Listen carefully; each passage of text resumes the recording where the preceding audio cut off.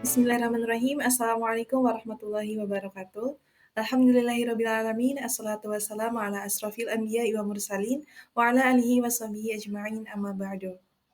Alhamdulillah, puji syukur kehadirat Allah Subhanahu wa Ta'ala yang telah memberikan kemudahan serta kelancaran sehingga kami dari kelompok satu dapat memaparkan hasil praktikum yang telah kami laksanakan. Salawat serta salam kami haturkan kepada junjungan kami, yaitu Nabiullah Muhammad SAW, yang kita nantikan syafaatnya di yaumul akhir nanti. Kami mengucapkan terima kasih kepada Ibu Ulfa Nurdiani, SPMSC, dan Bapak Dr. Ahmad Rizkul Karim, SPMSC, selaku dosen pengampu mata kuliah Komunikasi Penyuluhan Pertanian. Kami juga mengucapkan terima kasih kepada asisten praktikum yang telah memberikan kesempatan kepada kami untuk memaparkan hasil praktikum yang telah kami laksanakan di kelompok Tani Rahayu, tepatnya di Desa Dauhan Wetan. Di sini kami akan menjelaskan mengenai pencegahan hama warang pada kelompok Tani Rahayu. Izinkan saya untuk memperkenalkan anggota dari kelompok 1. Yang pertama ada Suci Maharani Anaja dengan NIM A1A023046. Saya sendiri Intan Nur Hidayah dengan NIM A1A023055. Kemudian ada Tanti Herlani dengan NIM A1A023056. Kemudian Rizkia Rahma Ifadati dengan NIM A1A023073. Ada Aida Talita Zuhuro dengan NIM A1A023084. Kemudian pemaparan selanjutnya akan dijelaskan oleh rekan saya. Kemudian ada profil kelompok tani. Di Desa Dauhan Wetan, Kecamatan Kedung Banteng, terdapat 3 kelompok tani, yaitu kelompok tani Rahayu, Waluyo, dan Slamet. Kelompok kami mewawancarai kelompok tani Rahayu.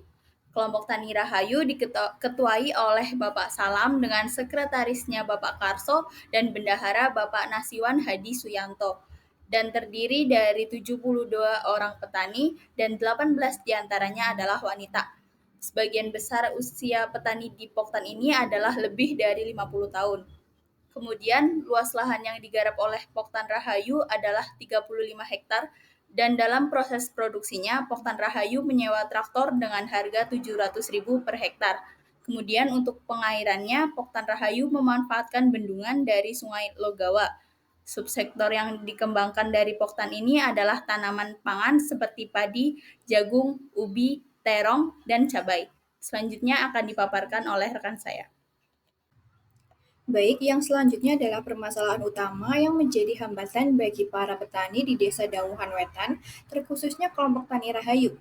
Permasalahan utama tersebut yaitu terdapat gangguan hama wereng yang mengakibatkan penurunan hasil pertanian dan kekeringan, serta saluran irigasi yang terganggu akibat kerusakan tanggul di bendungan. Berdasarkan permasalahan yang sebelumnya sudah dipaparkan oleh rekan saya, tujuan dari penyuluhan ini adalah untuk memberikan edukasi kepada para petani yang tergabung dalam Poktan Rahayu di Desa Dauhan Wetan terkait penanaman padi dengan metode jajar legowo guna mencegah serangan hama wereng pada tanaman padi.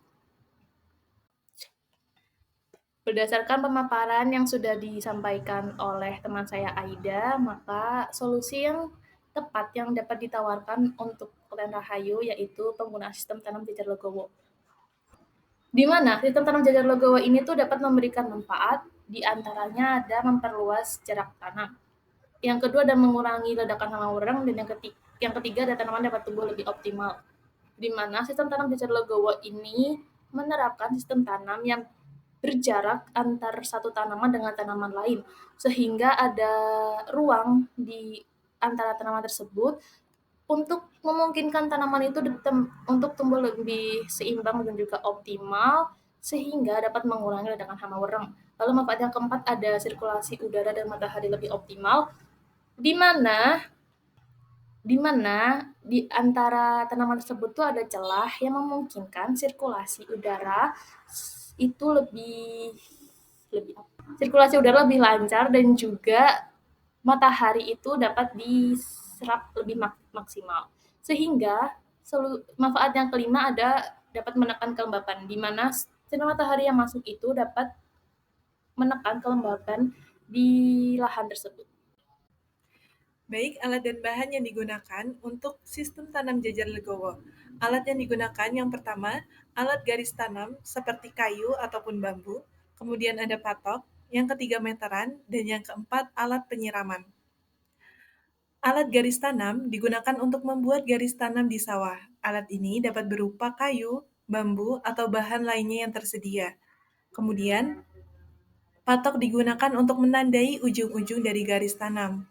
Meteran digunakan untuk pengukuran, dan alat penyiraman digunakan ketika bibit sudah ditanam. Kemudian ada bahan yang digunakan, yang pertama ada benih padi, kemudian pupuk, dan air. Benih padi yang digunakan dapat berupa benih padi bibit unggul yang sesuai dengan kondisi lingkungan setempat. Kemudian pupuk yang digunakan dapat berupa pupuk organik maupun pupuk anorganik sesuai dengan kebutuhan tanaman. Air sendiri merupakan bahan yang sangat penting untuk pertumbuhan tanaman padi dan harus dipastikan bahwa sawah tersebut selalu terisi oleh air dengan baik. Kemudian berikut dokumentasi hasil dari bincang bersama Ketua Kelompok Tani Rahayu dan juga dokumentasi lahan dari Desa Dauhan Wetan khususnya Kelompok Tani Rahayu.